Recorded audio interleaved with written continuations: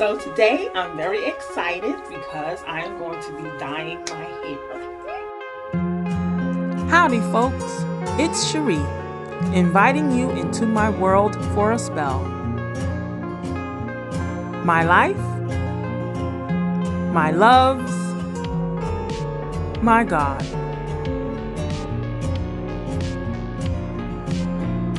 Enjoy!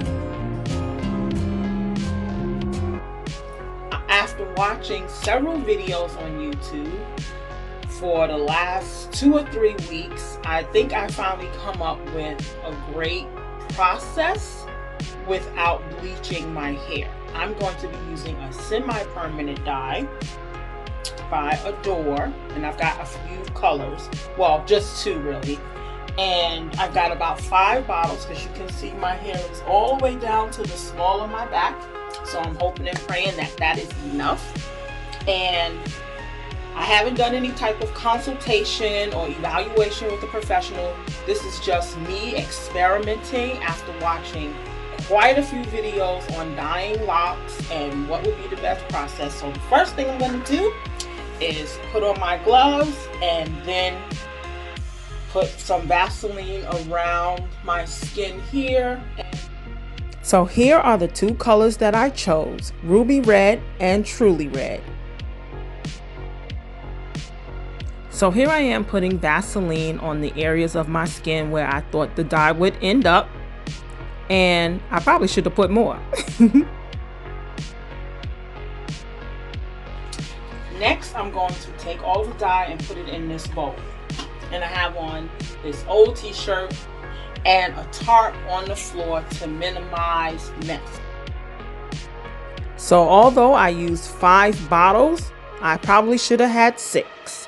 And next time, after doing a little bit more exploring, I decide I'm going to put it in an applicator bottle instead of a bowl for easier application. Now, as you can see, my hair is a dark brown, so we will see how this turns out.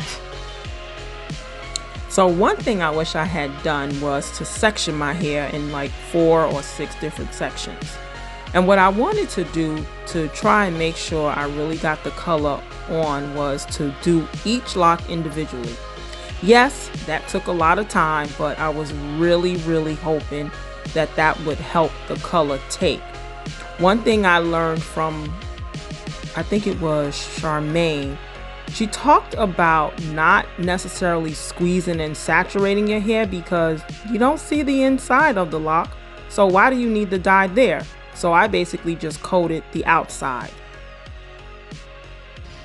Okay, halfway mark. I got the first half done, and you can see in this lighting that there is a difference between my original color and the dyed hair.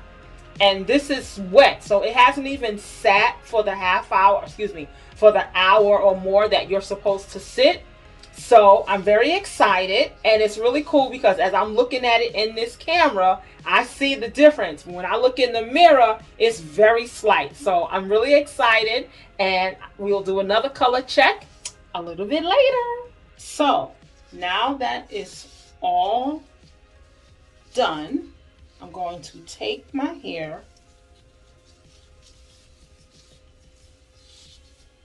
wrap it up all together, put it in a couple of plastic bags, and put my, wrap on. So it's really saturated everywhere except for this one back section back here, because I ran out of dye. So next time I know 6 bottles of dye.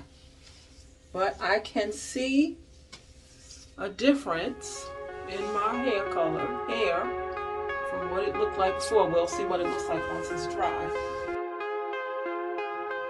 So now to get it all wrapped up, since I didn't have a dryer because my husband took it to work for a project and forgot to bring it home, I decided to wrap it several times, hoping that the heat from my head would add some kind of heat. So I used a plastic bag, my sleeping bonnet, and a towel to let the dye set.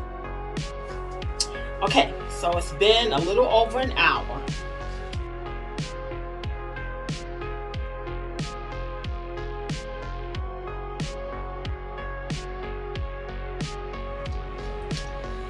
So here I am out of the rinse, and I learned a couple of things. I should have rinsed it in cold only.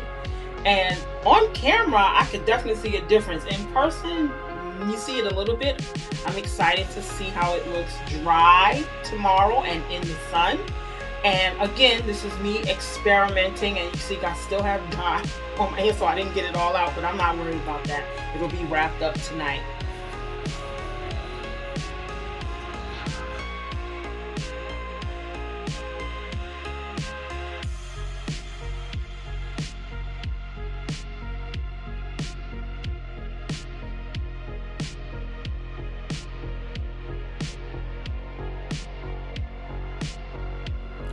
So you can definitely see a difference. And this is a work in progress, because next time I think I'm going to go with a lighter bright red to get more color. My hair is dark brown and I didn't use any lifting or bleach. So I know that's part of the reason why it didn't come out as bright as I wanted, but it's a work in progress. So I hope you enjoyed that. Stay tuned for the next go round. God bless.